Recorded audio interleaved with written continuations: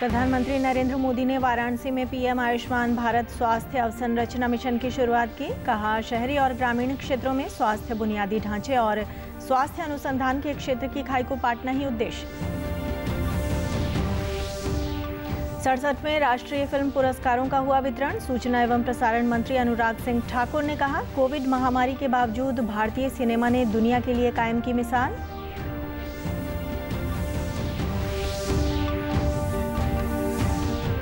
ऐलनाबाद उपचुनाव में सभी राजनीतिक दलों ने चुनाव प्रचार अभियान को दी गति। सभी ने अपने प्रत्याशी की जीत का किया दावा।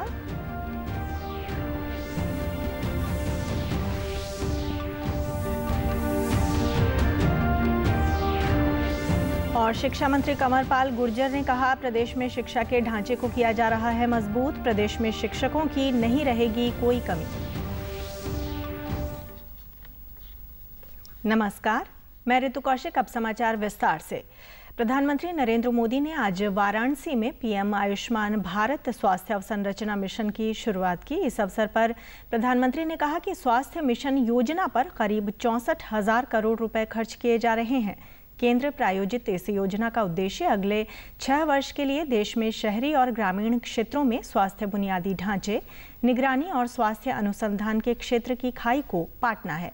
किसी भी तरह की बीमारी से निपटने के लिए हेल्थ सिस्टम को तैयार किया जा रहा है। हेल्थ इंफ्रास्ट्रक्चर मिशन के माध्यम से देश के कोने कोने में इलाज लेकर क्रिटिकल रिसर्च तक एक पूरा इकोसिस्टम विकसित किया जाएगा। करीब 64,000 करोड़ रुपए का हेल्थ को ही लेकर के, आरोग्य को लेकर के, बीमारी के खिलाफ लड़ाई लड़ने के लिए, देश के हर नागरिक को स्वस्थ रखने के लिए इतना बड़ा एक मिशन लेकर के आज काशी की धरती से हम देश भर में निकल रहे हैं। उन्होंने कहा कि इस योजना के तहत देश के 5 लाख से अधिक आबादी वाले सभी जिलों में ब्लॉक स्तर के अस्पतालों में विशेष देखभाल सेवाएं उपलब्ध होंगी। अन्य जिलों में रेफरल सेवाओं के माध्यम से इन सुविधाओं को उपलब्ध करवाया जाएगा। प्रधानमंत्री द्वारा पीएम आयुष भारत स्वास्थ्य अवसंरचना मिशन के शुभारंभ को लेकर आज पूर्व केंद्रीय मंत्री व अंबाला से सांसद रतनलाल कटारिया ने पंचकुला में कार्यक्रम को संबोधित किया। इस अवसर पर सांसद ने कहा कि ये योजना सरकार द्वारा स्वास्थ्य देखभाल क्षेत्र की क्षमताओं में सुधार और देश के हर जिले में एकीकृत सार्वजनिक स्वास्थ्य प्रयोगशालाओं की स्थापना के लिए शुरू की गई है। उन्होंने बताया कि इस योजना के तहत अगले 6 वर्षों के लिए प्रदेश के लिए 1617 करोड़ रुपए की व्यवस्था की गई है। रिकॉर्ड बनाया है और आज मुझे तो जानकारी है बड़ी, सीएमओ मैडम ने और उनके साथियों ने मुझे बताया कि जहां पीजीआई की ओपीडी 7,500 है प्रतिदिन की, तो 4,000 के लगभग, तो 4,500 के लगभग तो हमारी पंचकुला भी है। तो ये एक दृष्टि से एक बहुत अच्छा कार्यक्रम चल रहा है। सिविल सर्जन डॉक्टर मुक्ता कुमार ने कहा कि देशवासियों के स्वास्थ्य को ध्यान में रखकर ये योजना लागू की गई है। इसका आने वाले वर्षों में काफी लाभ मिलेगा। जब देश का हर नागरिक स्वस्थ होगा तभी वो देश की उन्नति में योगदान दे पाएगा। मैं इसके लिए देशवासियों को बधाई देना चाहती हूँ, मैं धन्यवाद करना चाहती हूँ प्रधानमंत्री जी का कि उन्होंने हेल्थ सेक्टर के ऊपर इतना ध्यान अपना केंद्रित किया। और मुझे लगता है कि हेल्थ सेक्टर एक प्राइमरी सेक्टर है किसी भी देश को चलाने के लिए। उसको उपराष्ट्रपति एम वेंकैया नायडू और केंद्रीय सूचना एवं प्रसारण मंत्री अनुराग सिंह ठाकुर आज विज्ञान भवन में आयोजित 67वें राष्ट्रीय फिल्म पुरस्कार एवं दादा साहेब फाल्के पुरस्कार समारोह में शामिल हुए। इस अवसर पर उन्होंने पुरस्कार विजेताओं को सम्मानित किया। उपराष्ट्रपति ने कहा कि भारतीय फिल्म जगत ने हर भाषा में पहचान बनाई है, जो देश की विभिन्नता में एकता का प्रतीक है। भाषा अनेक, फिर भी अपना देश है एक। भाषाओं में अपनी पहचान बनाई है, चाहे वो भोजपुरी फिल्म हो या तमिल या फिर उड़िया या असमी फिल्म हो, अन्य भाषाओं में भी उल्लेखनीय फिल्में बन रही है। भाषाओं के विभिन्नता के बावजूद सिनेमा की अपनी ही अलग भाषा होती है, जो क्षेत्रीय या सांप्रदायिक सीमाओं से ऊपर है। अलग भाषा, अलग वेश, फिर भी अपना एक देश। विविधता में एकता भारत का विशेषण। We are all Indians, north or south, east or west. India is the best. केंद्रीय सूचना एवं प्रसारण मंत्री अनुराग सिंह ठाकुर ने कहा कि सरकार ने देश में भारतीय सिनेमा जगत के लोगों के लिए एकल खिड़की समाधान की व्यवस्था की है, जिससे देश और विदेश से फिल्म निर्माताओं को किसी भी समस्या का सामना न करना पड़े।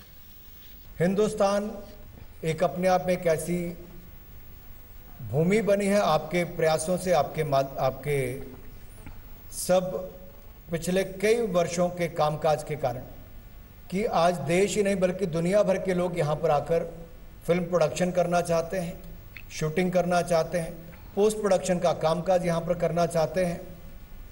And I think where as on one side the कोविड-19 pandemic has thrown a lot of challenges not only to India but to the entire world. On the other hand, we have seen a lot of opportunities during this pandemic time. I personally feel India has all the potential to become the content subcontinent of the world. Ellenabad उपचुनाव में प्रचार के अंतिम सप्ताह में सभी राजनीतिक दलों के नेताओं ने अपनी पूरी ताकत झोंक दी है। भारतीय जनता पार्टी के प्रदेश अध्यक्ष ओम प्रकाश धनखड़ ने भाजपा जजपा प्रत्याशी गोविंद कांडा के समर्थन में आज कई गांवों में जनसभाओं को संबोधित किया। जनसभाओं में उन्होंने दावा किया कि चुनाव में भाजपा प्रत्याशी की ही विजय होगी। तीनों कानून रद्द नहीं होंगे तब तक मैं विधानसभा नहीं आऊंगा। याद है था? हाँ जी। लिखी है उन तो के कानून रद्द हो गए तो क्या उनको विधानसभा जाना चाहिए? देखो भाई अभय सिंह जी, रामायण में जो लिखा है, देखो कुल रीत सदा चली आई, प्राण जाए पर वचन न जाए, अपनी जबान पर रहना चाहिए है? हाँ जी। तो उनको याद कराओ कि वो अपनी जबान पर रहे, उनकी चिट्ठी उनको याद कराओ। वहीं कांग्रेस नेता और राज्यसभा सांसद दीपेंद्र हुड्डा ने कांग्रेस प्रत्याशी पवन बेनीवाल के समर्थन में प्रचार किया। इस अवसर पर दीपेंद्र हुड्डा ने दावा किया कि कांग्रेस एकजुट है और बड़ी मजबूती से चुनाव लड़ रही है। विश्वास है कि ऐलनाबाद के लोग कांग्रेस पार्टी के पक्ष में मतदान करेंगे। लोग 10 साल के चौधरी उपेंद्र सिंह हुड्डा जी के कार्यकाल को याद रखते। वो 10 साल ऐसे समय रहा हरियाणा के लिए कि हरियाणा की प्रगति हुई। शिक्षा मंत्री कंवरपाल गुर्जर ने कहा कि प्रदेश में शिक्षा के ढांचे को मजबूत किया जा रहा है, जिसके परिणाम स्वरूप सरकारी स्कूलों में विद्यार्थियों की संख्या तेजी से बढ़ी है। आने वाले 1 वर्ष में प्रदेश में शिक्षकों की भी कोई कमी नहीं रहेगी। आज करनाल में पत्रकार वार्ता के दौरान शिक्षा मंत्री ने कहा कि उनकी सरकार ने मेधावी विद्यार्थियों के लिए निःशुल्क कोचिंग की व्यवस्था की है ताकि वो उच्च शिक्षण संस्थानों में दाखिला ले सकें।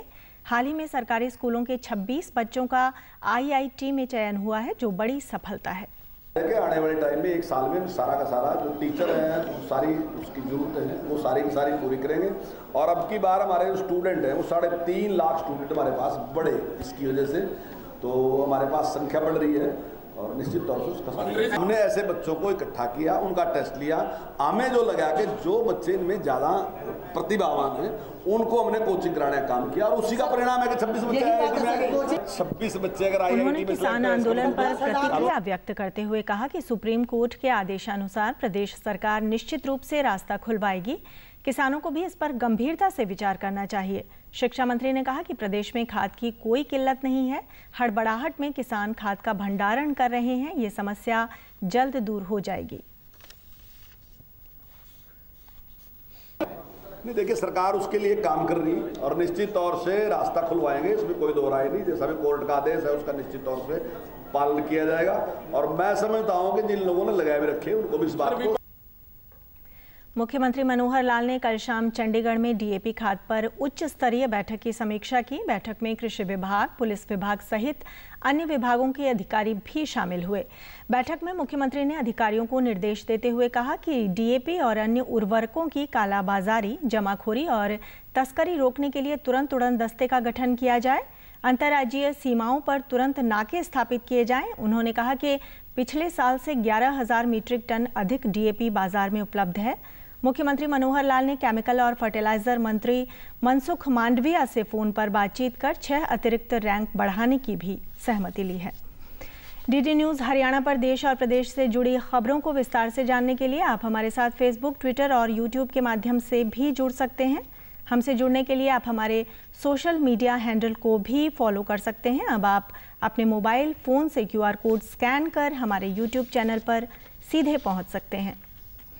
आज़ादी का अमृत महोत्सव के अंतर्गत नेहरू युवा केंद्र द्वारा स्वच्छ भारत कार्यक्रम के तहत फतेहाबाद जिले में स्वच्छता अभियान चलाया जा रहा है।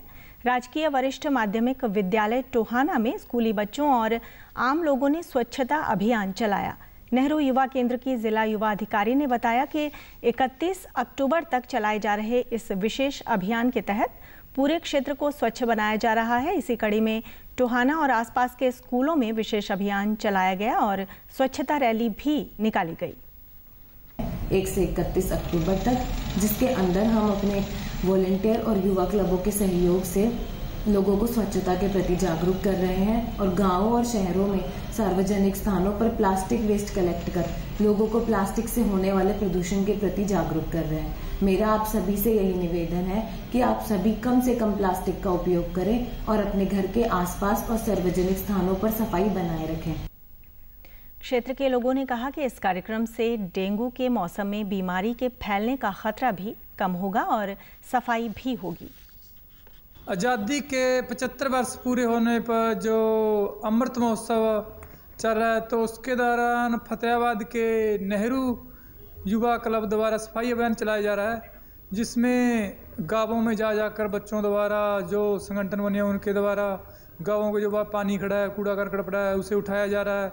तो ये बहुत अच्छा कदम है, क्योंकि अगर देखा जाए तो इस समय डेंगू की बीमारी काफ़ी ज़्यादा फैल चुकी है।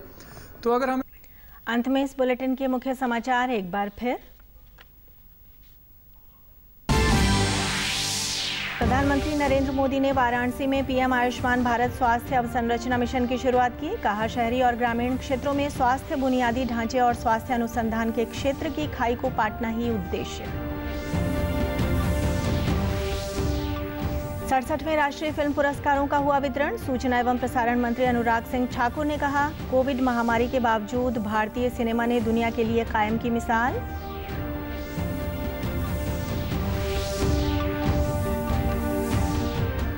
ऐलनाबाद उपचुनाव में सभी राजनीतिक दलों ने चुनाव प्रचार अभियान को दी गति। सभी ने अपने प्रत्याशी की जीत का किया दावा।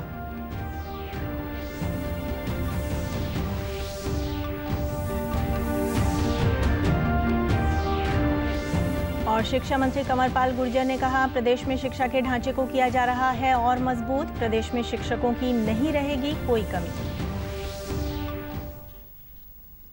सभी दर्शकों से अपील है कि आप जब भी घर से बाहर निकलें तब मास्क जरूर पहनें, 2 गज की दूरी बनाए रखें और एक नियमित अंतराल पर अपने हाथ धोते रहें। और अगर आप पात्र हैं तो टीकाकरण अवश्य करवाएं, तभी आप कोरोना महामारी से बच सकते हैं। आज के बुलेटिन में बस इतना ही। नमस्कार।